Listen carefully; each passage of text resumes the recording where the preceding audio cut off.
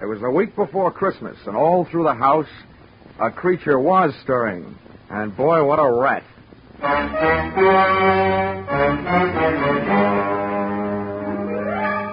This is another in the adventures of America's fabulous freelance insurance investigator, Johnny Dollar, starring Charles Russell. At Insurance Investigation, Johnny Dollar is only an expert.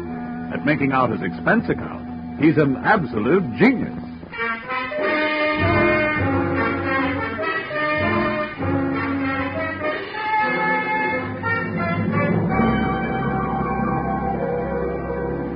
Expense account submitted by Special Investigator Johnny Dollar to Home Office, Industrial Insurers Incorporated, Hartford, Connecticut.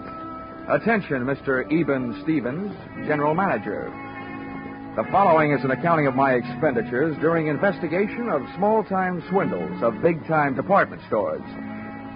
Or how I played Santa Claus and almost got left holding the sack. Or going for a sleigh ride without benefit of snow can be tough sledding.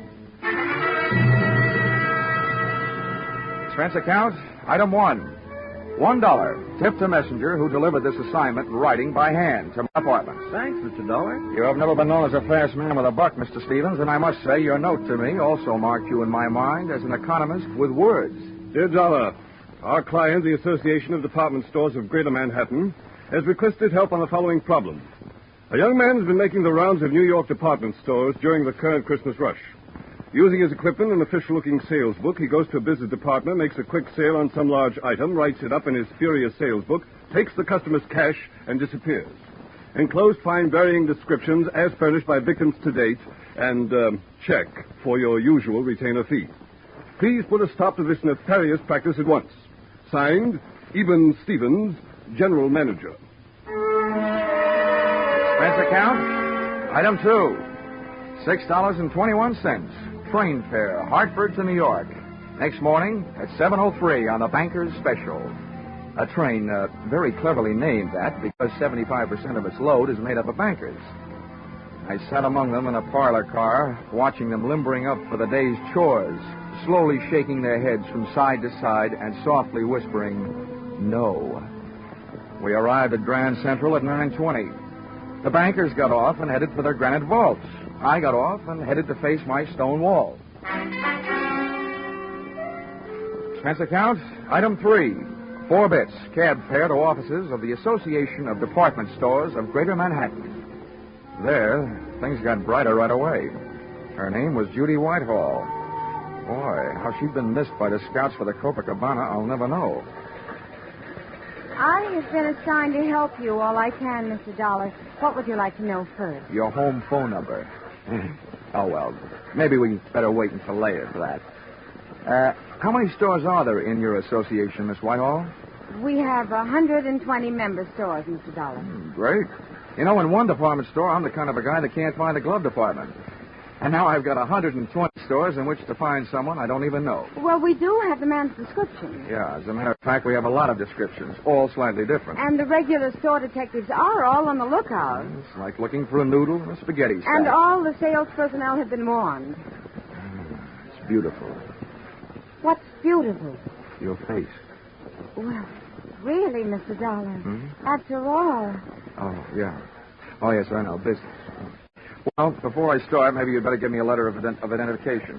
If I spend all day moseying around department stores without buying anything, I can stand a good chance of getting picked up as a shoplifter. Right away. Follow me. All right. Oh, just a minute. Hello, this is Miss Whitehall. Oh, yes, Mrs. Sandler. Oh, my, that's terrible. My goodness, that's awful. Good gracious, that's worse. Well, the insurance investigator is here right now, Mrs. Sanders. We'll be right over. What's so terrible? Well, that man, the one we're looking for, he was in the Miller's store making a phony sale in the camera department. Well, you also said it was awful. It was. A little girl picked up a camera and snapped his picture, and the man tried to take it away from her, and the girl yelled, and then her mother screamed. And what made it worse? Well, a store detective came running, and the man shot him. Then he grabbed the little girl, camera and all, and ran off. They called the police. Really? I can't imagine why.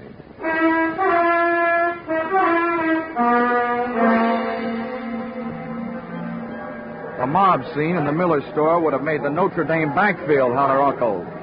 Christmas neckties were selling like hotcakes. Only compared to most of the ties, a hotcake would look better on you. The camera department was on the mezzanine, and the store manager, Mr. Santa, was on a rampage. Why doesn't somebody do something? Why can't they find him? I've got men posted on every door. He's in this store somewhere, and... Oh, Miss Whitehall, it's about time. Who's this? Oh, this is Mr. Dollar, Mr. Sandler, from the insurance company. Well, I don't know what you can do, Dollar. I've already got 20 policemen running all over the store. It's absolutely ridiculous, preposterous, and fantastic. That's what it is. Also amazing. Now, tell me, Mr. Sandler, about that little girl who picked up the camera and snapped the culprit's picture. Did they find her yet? They certainly did, in the rug department. She'd been shoved in the middle of a pile of 9 by 12 Orientals on sale at $123.50. She was scared, but not hurt. Now, the girl was found without the camera, I suppose. Naturally, but the camera wouldn't do us any good. After all, I'm sure the camera didn't have any film in it. They never do when on display. Well, how about the store detective, the one who got shot? In the hospital, Miss Hall. They'll call me here as soon as they find out how badly he's been hurt. Well, look, getting back to that kid, was she able to give you a good description of the guy who grabbed her? She hasn't stopped crying long enough. Well, how about her mother? Neither is she. Well, where are they now? They're in my office. That's why I'm staying right here. Where is your office? On the 8th floor, right next to the credit office. Well, this may be the first time I ever got past the credit office. Come on, Judy.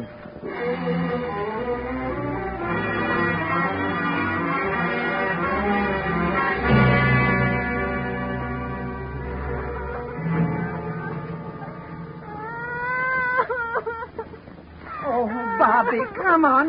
Blow your nose. There. Now, be a brave little girl. I don't want it. He hit me. He tried to kill me. Oh. He took away my camera. Let me have another try, Mrs. Jenkins. All right, Mr. Dollar, if you think it'll do any good. All right. Oh, come on now, Bobby. All you have to do is tell us what that bad man looked like. We'll get him, and then we'll fix him. Come on now, huh? I don't want to. He'll kill me. I'm beginning to think he's got a point. Okay, Bobby. Okay. Just a minute now. Oh, Judy. Here. Yes, Johnny? Looks like it's a child psychologist. I'm nothing. At this point, I feel like telling little Bobby to go out and play with some old razor blades. Got any suggestions? Well, it is almost Christmas. Yeah. And one thing little girls don't want to do at Christmas is get in wrong with Santa Claus. Ah, gotcha. Good gal. Where do we find Santa Claus? In the toy department on the 5th floor. Well, give me about 5 minutes to explain things to Santa, and then bring Bobby down. All right. Oh, Bobby. What? Do you know what happens to little girls who make Santa Claus mad at them? Yes. What happens? They don't get to look at television before they go to bed. I mean, at Christmas, what happens? They don't get any toys. All they get is old sweaters and underwear. Well, listen, Bobby. This guy Santa happens to be a good friend of mine. What do you think of that? Tell him I want an air rifle. You would. Okay. I'll even fix it so you can tell him yourself. How's that? Just fine. Ah, good girl. Hey, where'd you get that blood on your coat? You got a cut? No, sir. That's from that bad man. I bit him on the head. Okay, Judy. Here I go. Oh, and on the way down, maybe you better stop by the dog supply department and buy little Bobby a muzzle. If the kid doesn't like his looks, old St. Nick may get nicked.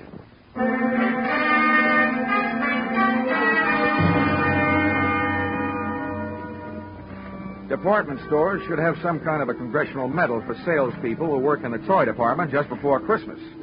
I took the elevator down to 5, and when that door slid open... Toy department.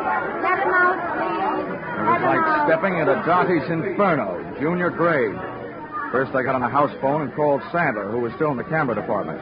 He had word from the hospital. The store detective had died without regaining consciousness. I was no longer trying to catch a cheap swindler. I was now out to swap blood with a dirty murderer. A line of fidgety kids led me to Santa Claus, sitting benignly on his throne. I had a short talk with him and a short wait for Judy and little Bobby.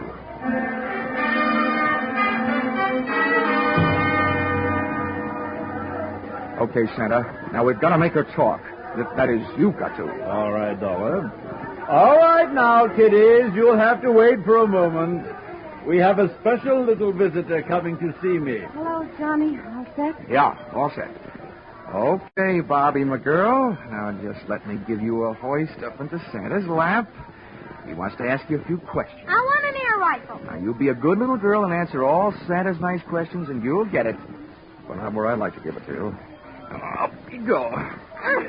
Yes. Well, there we are, honey.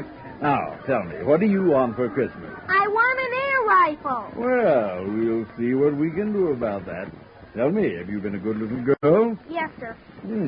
Well, first we'll just have to look up your name in my little black book and make sure.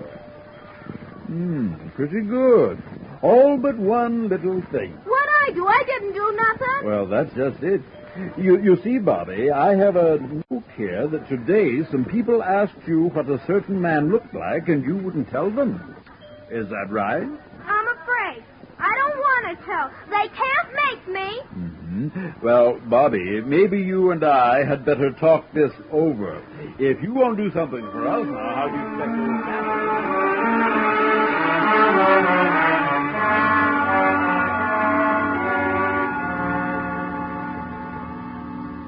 Little Bobby's description of the murderer wasn't the greatest by any means, but it was better than none at all, with which we had been furnished by the personnel in the camera department and the kid's mother. We took the girl to the advertising department, where an artist made a sketch. Armed with a drawing, we made a tour of the store exits, showing it to the police posted on every door, giving them a rough idea what to look for. A medium-build, pudgy man with black hair. And when they came across such a character, he was to be issued an invitation to show his hands. If he was sporting Bobby's teeth marks, then they'd really know. Well, this chore out of the way, Miss Whitehall and I sank our teeth in a pair of sandwiches in the tea room. The Shopper's Delight sandwich, to be exact. Cream cheese, walnuts, watercress, and pineapple on whole wheat bread.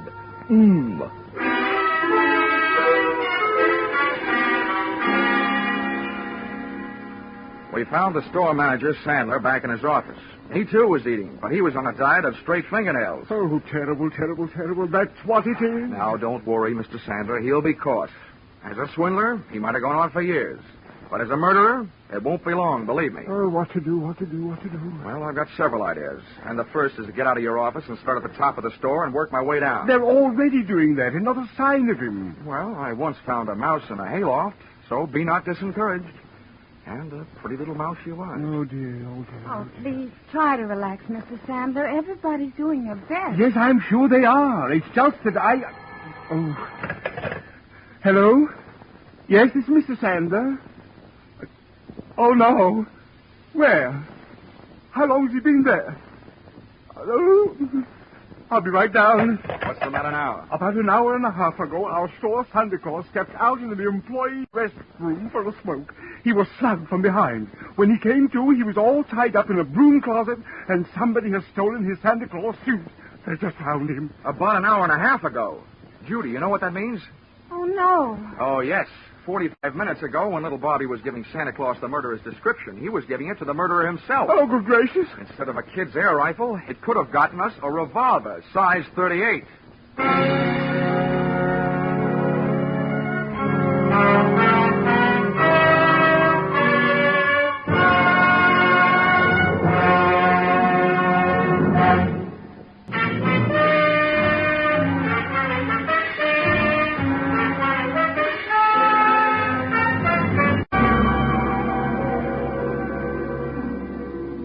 There's no place like a crowded department store for a fresh-made murderer to be on the loose, especially one that's playing Santa Claus for a lot of rosy-cheeked little nippers. I headed back to the toy department, but when I got there, the cupboard was bare. Our lethal St. Nick had decided to give up his red flannel and white whisker hiding place. We found the empty suit in a storeroom, tossed high on a stack of baby buggies. Oh, Johnny, this is terrible. That man's a murderer. What are you going to do? What am I going to do? Now, listen, Judy. By now, there must be 87 cops sifting through this store looking for that guy. They've got 2 cops on every door. Now, all I'm going to do is help them look.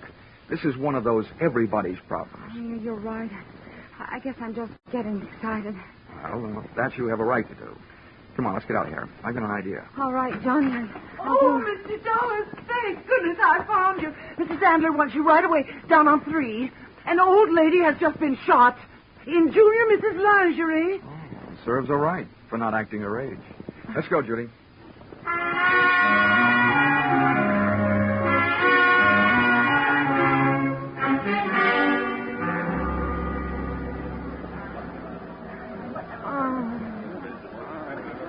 Right over here, Dollar. All right. Let him through, please. Let him... Lady, please stand back now. Well, Dollar, Yeah? Congratulations. Before, this store was only going to sue that company of yours for $1 million. Considering what this shooting will do to our reputation, I'm going to make that $5 million. Mr. Sandler, keep your powder dry. First of all, it's not my company. And second, you can't sue them for something they didn't do. And third, you'd better get this poor old gal to a hospital. How badly is she hurt? And how did it happen? The doctor's on his way, and we've sent for an ambulance. This woman was lost out on a big stairway looking for the ladies' room. That maniac saw her coming toward him and ran down the stairs, firing over his shoulder. The bullet just seemed to have grazed her left side. Pretty lucky. Where are the police? They're searching all over the store. Dollar, what are we going to do? This is terrible for business. Well, I suspect that any minute now, the cops will be telling you to do something that's going to be even worse for business. Close the store. Well, but close the store? Why, we're staying open late tonight. It's the last-minute rush. I'm just telling you what I think. I think the cops will double the lookouts on all the doors and make you close the store. Then they can go to work. We lose thousands of dollars. They can't make me close the store. If you stay open, you might lose a few more customers. The hard way. Where's that doctor? He'll be here any minute. Oh, Mr. Sandler. Well, yes, what is it? Well, they called up from the sporting goods in the basement. That man has been down there and held them up. And he took 4 guns and 6 boxes of ammunition. 6 boxes of... Oh, my...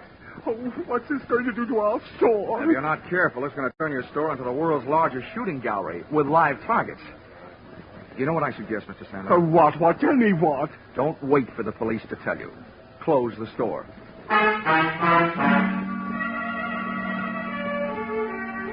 Sandler didn't like it, and neither did the customers, as they filed out of the store past the scrutiny of the police officers, still clutching their unfinished Christmas shopping lists. The process was slow, and while the customers were leaving, the clerks finished up their business, put the white shrouds over their counters, and they too filed out into the early night. The boys in blue, watching the doors, came up with several men answering the general description of our friend with a loose trigger finger, but none of them had little Bobby's teeth marks on his hands. That made it a 50-50 chance that Mr. Killer was still in the building.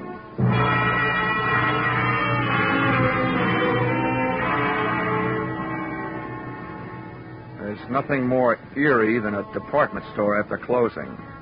In its white sheets, the whole joint seemed to be playing ghost. I sent Judy over to a steakhouse, Pietre's, on 3rd Avenue. Told her to wait. Then I had Sandler get me a gun from the sporting goods department. For that lonely, scared feeling, there's no medicine that quite takes the place of a piece of cool steel in your little hot hand.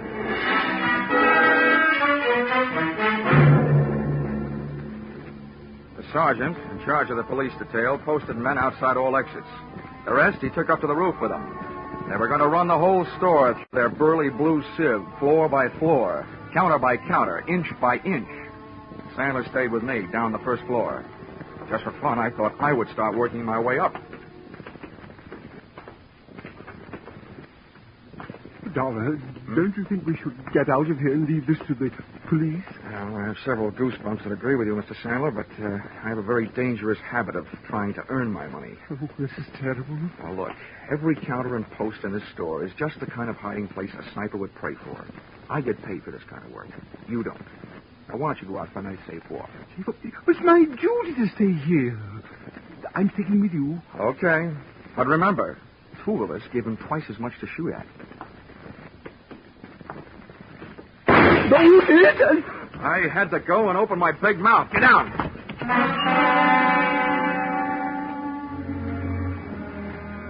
Getting down on that floor could have been committing suicide in itself. The killer's bullet had crashed into a showcase. A sea of broken glass is a risky place to practice diving. Having to swim out of it was twice as bad, but that's what I had to do. Oh, Mr. Dollar. Now, Sandler, keep your head down. Bury your face in that glass, but keep your head down. Yes, Dollar. Tell me what to do, anything but get me out of here. I have a wife and 3 kids. Well, if you'll do what I tell you to do, your wife will go on having a husband and your kids will still have a father. Yes, just tell me. I don't know exactly where that shot came from, but from the looks of this glass, it must have been from behind us. Now, I'm going to leave you and crawl over near those elevators. While I'm on my way, you rattle around this glass. Let them hear where you are. Give me about 2 minutes, and then do something to draw his fire. What'll I do? Do anything but one thing. Don't stand up. I'll think of something. You'd better. But don't take any chances. No. But what are you going to do? Take some chances.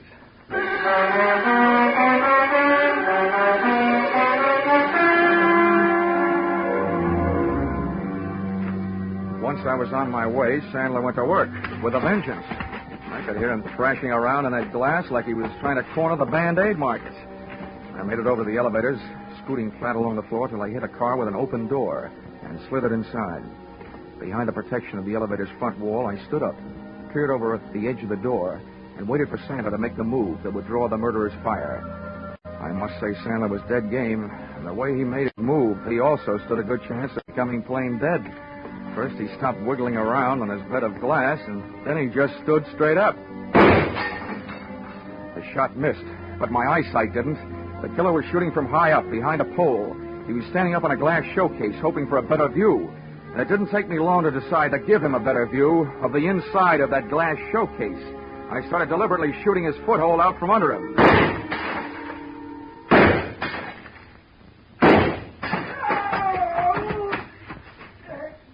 He was bleeding beautifully when he started to run, straight for the back of the store, firing as he ran. As one last souvenir, he threw his empty gun over his shoulder at me. People who live in glass houses shouldn't throw guns. I decided to join the track team and went on the chase.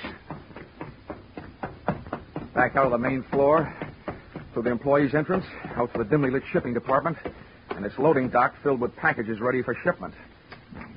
I could hear him moving around among them.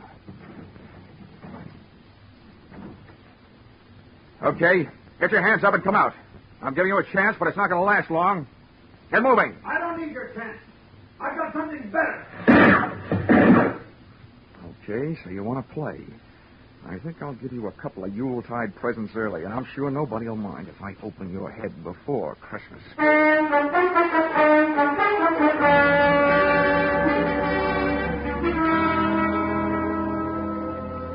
My hot-headed friend was hiding behind a high pile of wooden boxes ready for shipping. I grabbed a heavy, empty dolly, gave it a flying start, and sent it crashing into the bottom box of the pile. Beautiful. The biggest crash since 29.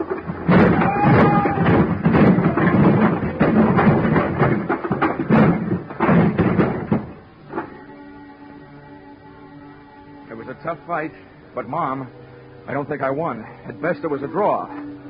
About the 15th time I belted him, he belted me right back. Then he got his hands on a hammer, laid it across the side of my head. I got the hammer, did the same for him, and made a hole in one. He fell squarely into a man-sized packing case lying at the foot of the packing bench. I was getting weak, dizzy. I had to hold him. One thing to do. Top a case lying right there. All ready. Nails part way in. Put it on right over him. Nail it on. Good tight. Good tight. Good tight. Everything is going black.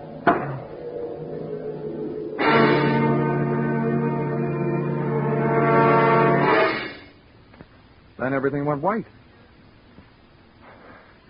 Hey, corny as this may sound, where am I? You're in the hospital, Johnny, darling. Hmm? But don't worry. It's only a slight concussion. They brought you here last night. Oh, I suppose I have a hammer-shaped hole in my head. No, darling. It hardly shows. Oh. How could it? The bandages covering it up. Well, at least I got him. Hmm? You what, dear? I got him. The killer. Oh, no, dear. You couldn't have. They're still looking for him. Oh, no. Oh, my gosh. What time is it? 11 in the morning. I gotta get out of here. Why? Johnny, please. Johnny, you're not supposed to get out. Oh, nurse! Nurse!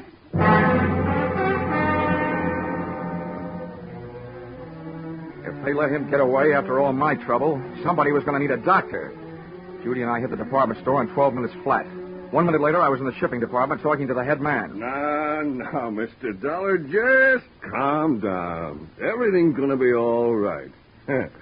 Now, exactly what is it you want to know? That big packing case, the one that was lying right here in front of the bench last night. Where is it? Oh, the great big one? Yes, the great big one. The one about 8 feet long and 3 feet wide? Yes, the one about 8 feet long and 3 feet wide. Well, there was something very peculiar about that case. You're telling me. Where is it? Well, this morning we came to work. The boys saw it all packed up, so they put it on the truck for up in New York State. Oh, no. Oh, indeed they did. But what was peculiar about it, even though they found it all ready to go, later on they found all the merchandise that was supposed to go in it lying around loose. It had never really been packed. Well, then quick. The least you can do is tell me where it went. Well, now that I can do. That box was the boss's big annual charity shipment of goods. That particular box is on its way to some of the unfortunates who'll be spending this Christmas away from home. All right, so where is it? By now, it should be at the New York State Prison, up in Arsening.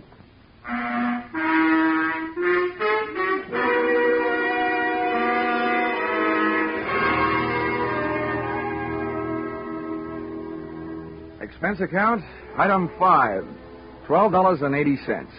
Dinner check at Pietro's, where I had asked Miss Judy Whitehall to wait for me the night before, and where I inadvertently stood her up. Although how a gal can stand up after eating $12.80 worth of food, more than I can figure out. Let's see. Expense account, item 6, $10. Medical supplies for those poor CBS sound men, Vern Surrey and Billy Gould, who had to break all that glass during the show. Expense account total, $511.50. You may think this amount is a little high, but isn't everybody at this time of the year? Signed, yours, truly, Johnny Dollar.